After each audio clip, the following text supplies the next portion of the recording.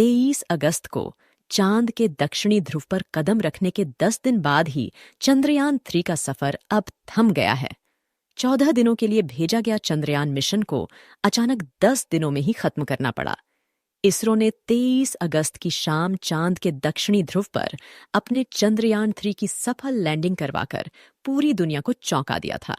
और अब 2 सितंबर को इसरो ने सूर्य की रिसर्च करने के लिए अपना आदित्यवन अंतरिक्षयान लॉन्च कर दिया है।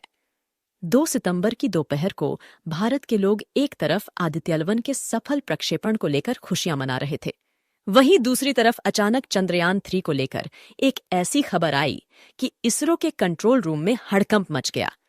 इसरो के वैज्ञानिकों के हाथ पांव फूल गए। दरअसल चंद्रयान-3 के प्रज्ञान रोवर से इसरो के वैज्ञानिकों का संपर्क टूट गया। प्रज्ञान रोवर अचानक चांद की सतह से गायब हो गया और एक लंबी नींद सो गया। अब प्रज्ञान रोवर का इसरो से संपर्क कैसे टूटा और ऐसा क्या हुआ कि प्रज्ञान रोवर अचानक चांद की सतह से गायब हो गया? क्या इसरो के वैज्ञानिकों की गलती की वजह से गायब हुआ चंद्रयान-3 का रोवर? इसरो प्रमुख एस सोमनाथ ने इस बारे में क्या कहा? इन सभी सवालों के जवाब में आपको इस वीडियो में देने वाली हूं, तो आप बने रहे मेरे साथ इस वीडियो में अंत तक। लेकिन आप एक देशभक्त की तरह इस वीडियो को लाइक कर इसरो के वैज्ञानिकों के लिए कमेंट में जय हिंद जरूर लिख दे। दरअसल दोस्तों, 23 अगस्त को चंद्रयान-3 ने जब चांद की सतह पर लैंड किया था, तब पूरी दुनिया ने चांद के दक्षिणी ध्रुव को पहली बार देखा था। इससे पहले पूरी दुनिया चांद के इस भाग से अनजान थी। अमेरिका और रूस ने जो अपने अंतरिक्ष यात्री और मून मिशन भेजे थे, वो सब चांद के उत्तरी ध्रुव पर ही लैंड कर गए। भारत को छोड़कर किसी भी देश ने यहां पर आज तक कदम नहीं रखा है। इसके पीछे बहुत रहस्य छुपे हुए हैं। चांद के दक्षिणी ध्रुव की सतह बहुत ही डरावनी और भयानक रहस्यों से भरी पड़ी है। अमेरिका के अंतरिक्ष यात्री नील आर्मस्ट्रॉन्ग ने भी कहा था कि दक्षिणी ध्रुव पर कुछ रहस्य ऐसे हैं जिससे अभी तक मानव अनजान है। उन्होंने साफ तो नहीं बताया, लेकिन शायद उनका इशारा एलियंस की तरफ था। दोस्तों, अब आप सोच रहे होंगे कि चांद का दक्षिणी ध्रुव इतना भयानक क्यों है, तो आपको बता दूं कि दक्षिणी ध्रुव चांद का वह हिस्सा है जहां पर सूर्य की रोशनी बेहद कम पहुंचती है और ज्यादातर भाग में अंधेरा ही रहता है।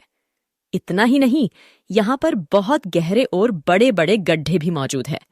इनमें से कई गड्ढे तो कई किलोमीटर गहरे भी हैं, जिनमें आज तक कभी सूरज की रोशनी नहीं पहुंची है। माना तो यह भी जाता है कि इन अंधेरे गड्ढों में ही एलियंस का निवास रहता है। हमारा चंद्रयान-3 का लैंडर भी ऐसी ही सतह पर लैंड किया था।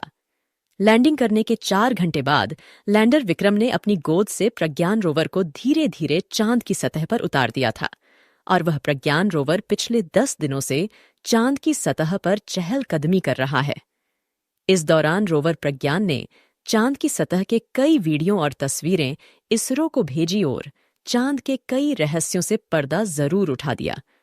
रूस और अमेरिका ने तो कभी यह सोचा भी नहीं था कि भारत का चंद्रयान इतना कुछ भी कर सकता है। बीते दिन सतह पर घूमते घूमते रोवर प्रज्ञान ऐसे ही किसी एक गड्ढे के पास पहुंच गया। रोवर में लगे सेंसरों ने तुरंत उस गड्ढे को देख लिया और रोवर को उस गड्ढे के नजदीक से निकाल लिया। रोवर प्रज्ञान तो उस गड्ढे में गिरने से बच गया, लेकिन उसमें लगे सेंसरों ने अपना काम कर दिया। उन्होंने उस गड्ढे ऐसा खजाना ढूंढ लिया जिसे देखकर दुनिया हैरान रह गई। प्रज्ञान रोवर ने उस गड्ढे से ऑक्सीजन और सल्फर समेत कई खनिज पदार्थों के होने की पुष्टि की है। इसरो ने बताया कि लैंडर विक्रम तो जिस जगह पर लैंड किया था वहीं खड़ा है, लेकिन रोवर प्रज्ञान इन 10 दिनों में चहलकदमी करता हुआ लैंडर विक्रम से लगभग 100 मीटर की दूरी पर चला गया है। दोस्तों, चांद के दक्षिणी ध्रुव पर रिसर्च करने में 2 ही मुख्य परेशानी आती है। पहली, लैंडर को सफलतापूर्वक चांद की सतह पर लैंड करवाना, और दूसरी, लैंडर और विक्रम के साथ धरती से संपर्क बनाए रखना। लेकिन इन सबसे बड़ी समस्या है चांद की सतह पर लैंडर और प्रज्ञान को जीवित रखना। दरअसल लैंडर और प्रज्ञान रोवर सोलर एनर्जी से चलते हैं। इन दोनों में ही सोलर प्लेट लगी हुई है, जिससे सूरज की किरणों से एनर्जी लेकर इनके उपकरण काम करना प्रारंभ करते हैं। लेकिन चांद पर सूरज की रोशनी हमेशा नहीं रहती है, और न ही धरती की तरह 24 घंटे के दिन रात होते हैं।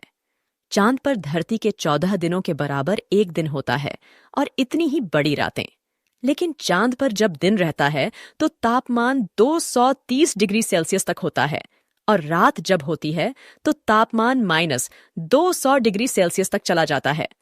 चांद पर 23 अगस्त के दिन सूर्य उदय हुआ था और वह धरती के 14 दिनों के बराबर लगातार चांद के दक्षिणी ध्रुव पर चमकता रहेगा। इसी वजह से चंद्रयान के लैंडर को 23 अगस्त को ही लैंड करवाया गया था कि सूर्य की किरणों से लैंडर और प्रज्ञान को एनर्जी मिलती रहे और वो लगातार अपना काम करते रहे। हुआ भी ऐसा ही। लैंडर और प्रज्ञान लगातार अपना काम कर रहे हैं, लेकिन अब इन्हें अपना काम रोकना पड़ेगा क्योंकि चांद की जिस सतह पर ये काम कर रहे हैं वहां से सूर्य की किरणें लगातार दूर होती जा रही है और अब वहां 14 दिन तक रात होने वाली है। जब सूर्य की रोशनी कम हो जाएगी तो चंद्रयान 3 के उपकरणों को एनर्जी नहीं मिलेगी, जिससे वे काम करना बंद कर देंगे। सभी उपकरण एक साथ बंद न हो और एक साथ इनका संपर्क इसरो से न टूटे, इसके लिए इसरो के कंट्रोल रूम से वैज्ञानिक रोवर प्रज्ञान के एक एक उपकरण निष्क्रिय करके देख रहे हैं कि वो सिग्नल काम कर रहे हैं या नहीं। बीते दिन इसरो ने सोशल मीडिया पर बताया कि रोवर प्रज्ञान को अब चैन की नींद सुला दिया गया है। रोवर प्रज्ञान को चांद की सतह पर सुरक्षित पार्क कर स्लीप मोड में डाल दिया गया है। इसके सभी जांच करने वाले पेलोड्स को भी बंद कर दिया गया है। इसमें मौजूद सारा डेटा धरती पर इसरो को भेज दिया गया है। अब रोवर प्रज्ञान और विक्रम लैंडर का कोई भी उपकरण चालू नहीं रखा जाएगा जिससे उनकी बैटरी फुल चार्ज रहे। रोवर प्रज्ञान तो अब इसरो से संपर्क में नहीं है, लेकिन लैंडर विक्रम का रिसीवर ऑन रखा गया है। रोवर प्रज्ञान से लैंडर विक्रम संपर्क में है। ऐसे में इसरो अब एक कड़ी बनाकर काम कर रहा है जिससे उनकी बैटरी कम से कम खर्च हो। अब आप सोच रहे होंगे कि इस मिशन का अब आगे क्या होगा। रोवर प्रज्ञान अब फिर नींद से कब जागेगा। दरअसल चांद के दक्षिणी ध्रुव पर जहां प्रज्ञान रोवर मौजूद है वहां अब रात होने वाली है और दोबारा सूर्य उदय 22 सितंबर के दिन होगा। इतने दिनों तक यहां अंधेरा ही रहेगा और भयंकर ठंड भी पड़ेगी। फिलहाल प्रज्ञान रोवर को लैंडर विक्रम से 100 मीटर दूर सुरक्षित पार्क करके निष्क्रिय किया गया है। इस समय प्रज्ञान रोवर की बैटरी फुल चार्ज है। इसके साथ ही रोवर प्रज्ञान के सोलर पैनल को इस तरह से सेट किया गया है कि जब 22 सितंबर को चांद के दक्षिणी ध्रुव पर फिर से सूर्य की रोशनी पड़े तो यह उसको फिर से ग्रहण कर सके और एक बार फिर रोवर प्रज्ञान की नींद खुल सके। अब आपके मन में यह सवाल जरूर आ रहा होगा कि 22 सितंबर को अगर प्रज्ञान रोवर की नींद नहीं खुली तो आपका यह सवाल भी जरूरी है, क्योंकि चांद की सतह पर रात के समय तापमान -230 डिग्री सेल्सियस से भी ऊपर चला जाता है। इतनी ठंड में कोई भी उपकरण काम करना बंद कर देता है और बैटरी भी खराब हो जाती है। ऐसे में आपके इस सवाल का जवाब इसरो प्रमुख एस सोमनाथ ने खुद देते हुए कहा कि अगर किसी कारणवश अगले सूर्योदय पर रोवर प्रज्ञान की नींद नहीं खुलती है, वह एक्टिव नहीं हो पाता है, तो इस हालत में यह भारत के चंद्र राजदूत की तरह हमेशा के लिए चांद की सतह पर मौजूद रहेगा। अगर रोवर प्रज्ञान और लैंडर विक्रम 22 सितंबर को एक बार फिर जाग जाते हैं तो अगले 14 दिनों तक फिर से चांद पर रिसर्च करना शुरू कर देंगे। दोस्तों, आपकी दुआओं के बल पर ही चंद्रयान 3 ने 23 अगस्त को चांद की सतह पर सफल लैंडिंग की थी।